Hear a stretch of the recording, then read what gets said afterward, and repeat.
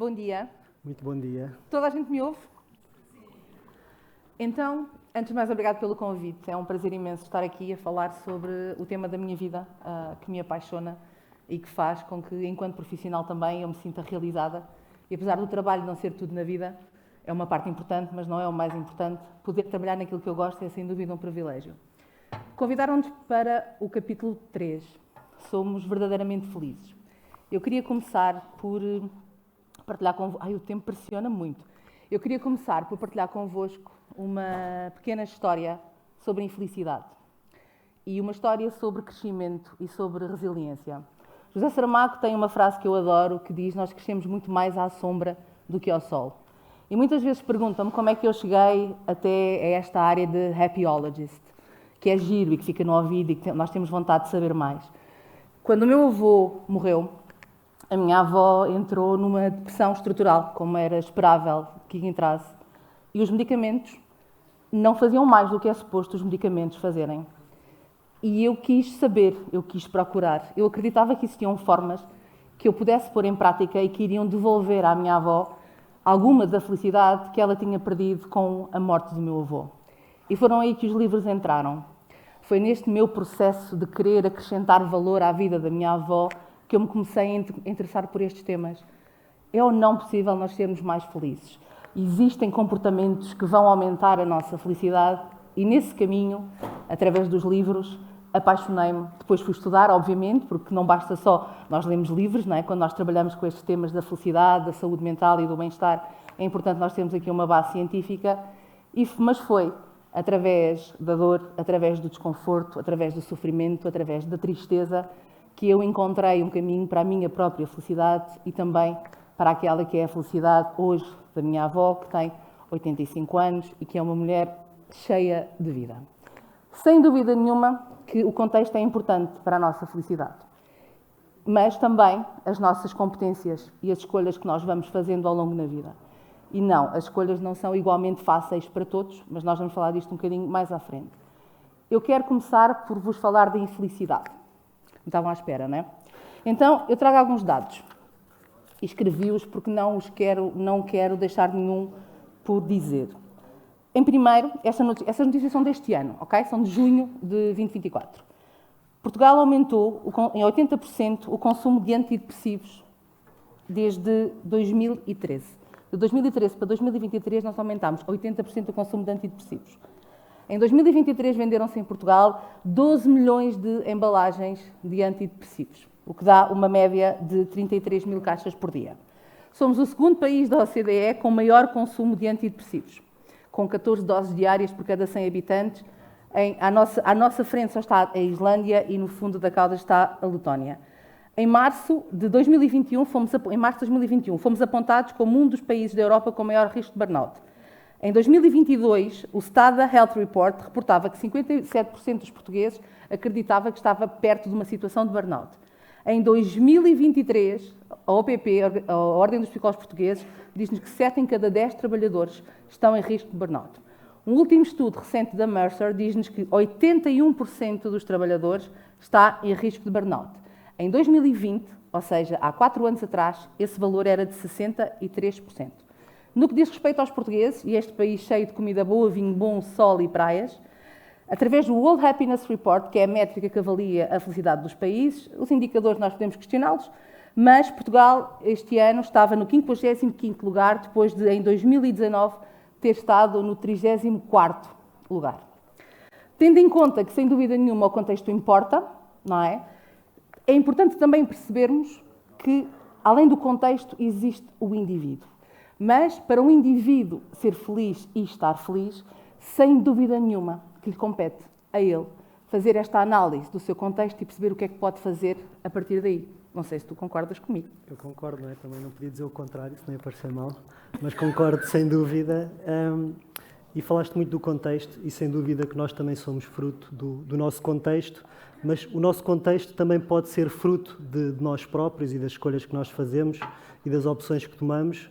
E que fala-se muito, cada vez mais, em felicidade, o que é bom, mas ao mesmo tempo é triste, não é? Estarmos em 2024 com tanta evolução e ainda temos que estar a discutir e a falar sobre a importância destes temas é a felicidade e a humanização, não é? Como se nós não fôssemos humanos e tivéssemos que humanizar as coisas, mas isso daria para outra conversa. Mas, acima de tudo, a felicidade acaba por ser, na minha experiência, muito mais do que uma definição fechada, acho que é muito mais uma perspectiva que nós colocamos sobre a vida. À semelhança, não é? Hoje viemos todos para aqui, para o Museu do Oriente, algumas pessoas vieram de carro, outras de boleio, outras de transporte, outras de Uber. Há várias formas daqui chegar e aquilo que eu acredito é que a felicidade, ou esse estado de felicidade, que não é permanente, obviamente, mas que há várias formas de lá chegar. Algumas dessas vias podem ser longas demais, não é? Podem ter demasiadas lombas, demasiadas rotundas, demasiados semáforos, e com isso estou a falar de burnouts, de doenças, de desgostos, mas a vida vai-nos sempre encaminhando para lá. Nós depois é que acabamos por escolher se podemos, ou se queremos, ou não, e perceber que, acima de tudo, é um direito que nós temos e que todos devemos tentar, pelo menos, ser felizes, e esse acaba por ser o primeiro passo, que é permitirmos a ser felizes, a pelo menos tentar. E há muitas pessoas, infelizmente, e aqui em Portugal basta andarmos na rua, que nem acham que merecem, ou seja, que nem há essa hipótese, que é uma coisa utópica, não é? Que nós acabamos por construir e queixamos muito da sociedade, mas a sociedade somos nós, fomos nós que a construímos, cada um de nós é cúmplice deste meio em que vivemos, e por isso é importante nós ocuparmos o nosso papel e perceber que, da mesma forma que nós criamos uma rotina e uma sociedade que não nos preenche, ou não nos realiza, ou não vai ao encontro das nossas necessidades mais básicas, também podemos construir outra, gradualmente, obviamente, se calhar já não vai ser para o nosso tempo, mas é possível ir fazendo essas alterações. Para quê? Para que possamos ter esta maior perspectiva sobre a nossa felicidade, sobre o nosso bem-estar e perceber que não é tanto aquilo que nos rodeia e é muito mais aquilo que nos preenche. E nós, durante muito tempo das nossas vidas, vamos tentando preencher essa necessidade de felicidade com coisas exteriores. Aprovação, validação, dinheiro, tudo. Já sabemos essas coisas todas e não estou a dizer que isso não faz falta, como é óbvio que faz, mas não se trata só disso, porque se assim fosse, não é? As pessoas com mais recursos seriam obrigatoriamente felizes e não é o caso. Portanto, trata-se muito mais de uma questão de perspectiva. De nós, a abundância é uma questão de perspectiva e não esperarmos tanto por acreditar que a felicidade só acontece nos intervalos, não é? Na sexta-feira, como é o dia de hoje, não é? Há pessoas que só são felizes à sexta-feira porque veio o fim de semana, se calhar estão aqui algumas, ou no fim do mês, ou nos 15 dias em agosto. Então, quando nós deixamos de assumir a felicidade como algo que acontece esporadicamente e que é quase uma escapatória à nossa realidade e tentamos transpor essa felicidade para o nosso dia-a-dia, para a nossa rotina, para o nosso trabalho, para aquilo que fazemos, aí ganhamos a oportunidade, sem dúvida, de ter uma vida mais feliz. Pegando naquilo que disseste, hoje é sexta-feira, quem é que está mais feliz hoje do que na segunda-feira? E esse é precisamente o motivo pelo qual, tendencialmente, as empresas, quando fazem assessments de satisfação e bem-estar, os fazem à sexta-feira. É exatamente porque nós já acreditamos que à sexta-feira vamos estar com o outro mood. E pegando aqui em muito daquilo que disseste, destas escolhas e deste tempo para nós refletirmos, e porque é que nós temos esta relação tão complexa muitas vezes com o trabalho e ficamos altamente felizes por chegar à sexta-feira e ficamos altamente felizes porque chega ao fim do mês e altamente felizes quando chegam as próximas férias, tem a ver aqui com esta questão do tempo. E não existindo uma solução mágica, não é? Ai, boa, ganhamos tempo agora. Vês que vamos ganhar tempo, olha a minha felicidade. Tempo e o tempo pumba. E não existindo, de facto, uma solução mágica para isto, olharmos para a maneira como nós gastamos o nosso tempo é muito importante. Porque, de facto, nós temos esta sensação de que o tempo que nós temos não é suficiente para nós fazermos as coisas que gostamos. E no trabalho, naquelas horas, muitos de nós sentem que acabam por entregar aquele tempo de forma sem grande vontade, um bocadinho contrariados. Portanto, se calhar a primeira análise, e que para mim serve muito, é o que é que eu faço com o meu tempo e o que é verdadeiramente importante. E, obviamente, há coisas que nós temos que fazer e que não podemos deixar de fazer, mas são os trade-offs que nós estamos preparados a pagar, não é? São chatices que temos que ter agora, porque se não as fizermos vai ser muito mais chato depois para a frente. Mas a primeira questão é o tempo. O tempo passa depressa, não é? Como é que nós o entregamos? E o que é que nós fazemos com ele? E nós não temos este tempo para pensar. Não há este tempo para nós refletirmos sobre isto. Sim, sem dúvida. Acho que passa primeiro por pararmos, não é? E é quando nós paramos e fazemos essa avaliação, que até pode ser superficial, todos que estão aqui, nós inclusive, não é? Quando nos deitamos à noite na cama, se fizermos assim meia dúzia de perguntas, vamos sentir a verdade, vamos saber se estamos a gostar da vida que levamos, se ocupamos os nossos dias de forma produtiva, de uma forma que nos preencha, se a pessoa que está ao nosso lado é realmente a que faz sentido. Todas estas respostas caem logo, só que muitas vezes nós preferimos não fazer, ignorá-las, fingir, ou partir do pressuposto que é assim mesmo, que eu nunca percebi muito bem o que é o é assim mesmo, ou o tem de ser, que não sei onde é que isso está escrito, ainda ninguém mostrou, mas nós fazemos essas perguntas a nós próprios e falando na condição de autor, e eu considero que todos somos autores, não só quem publica livros, todos acabamos por ser autores da nossa existência, não é? da nossa vida, e passa sempre por nós fazer dessa autoria um papel ativo. E quando eu digo aqui ativo, não é irmos atrás da felicidade, esta busca quase obsessiva que muitas vezes leva-nos a perseguir uma felicidade fictícia, que é construída mentalmente e que pode não corresponder realmente àquilo que nós precisamos, mas ter muito mais uma consequência, não é? Da forma como nós vivemos, da forma como nós escolhemos criar a nossa vida, e recuperando aqui as palavras do professor Agostinho da Silva, não é? Sermos os tais poetas à solta de criarmos, ousarmos criar a nossa vida, fazer diferente, permitirmos ser quem somos, porque mais do que sermos felizes é sermos verdadeiros.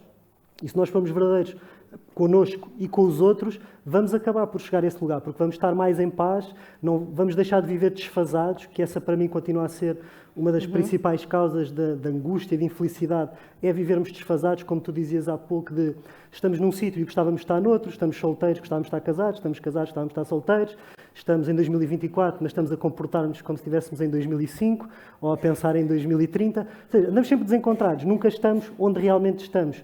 E à medida que vamos fazendo determinadas decisões e determinadas escolhas, cada vez mais no sentido de alinharmos aquilo que nós pensamos, aquilo que nós sentimos e aquilo que nós fazemos, não é? Há aqui um encontro e acabamos por serenar. E esse estado de serenidade e de paz, obviamente que está associada também à felicidade, não é? Que muito mais aquilo que nós falávamos antes, de não se trata de andarmos aqui alegres e contentes e aos saltos, mas é muito mais um sentimento de estarmos em paz e de observarmos a vida não tanto como um martírio ou um sacrifício, mas uma oportunidade.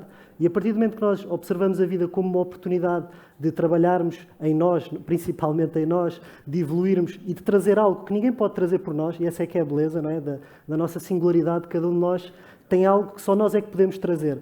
Não tem que ser a cura para a doença mais rara, não tem que ser o próximo best-seller, mas há algo que só nós é que podemos trazer. E nós, ao não trazermos aquilo que somos, estamos a ser profundamente egoístas, inconscientemente. Porquê? Porque estamos a privar o mundo de algo que é só nosso e que só nós é que podemos dar, mas achamos que não é nada de especial, ou que não conseguimos, ou que não vale a pena. Mas quando nos permitimos a isso, não é? Como eu tento fazer com os meus livros, não como somos tu, suficientes, não é? que é, ok, eu estou a trazer isto é bom para mim, mas também está a permitir-me conectar aos outros e chegar às outras pessoas e assim sermos todos mais felizes. Sem dúvida nenhuma. Nós temos um minuto, eu quero só desafiar-vos no que diz respeito aqui a estes temas da felicidade. E será que se é possível, de facto, nós sermos mais felizes ou de sermos continuamente felizes? Eu faço uma distinção, eu costumo dizer que eu sou uma pessoa imensamente feliz, mesmo nos dias em que estou profundamente infeliz. E os livros são uma grande ajuda. Há imensos autores com ensinamentos, reflexões, gavetas que nos permitem ir para um espaço em que nós olhamos para aquelas que são, sem dúvida nenhuma, as nossas dores. Só que nisto nós procurarmos a tal felicidade, é um bocadinho como quando nós queremos fazer dietas e perder peso, sabem?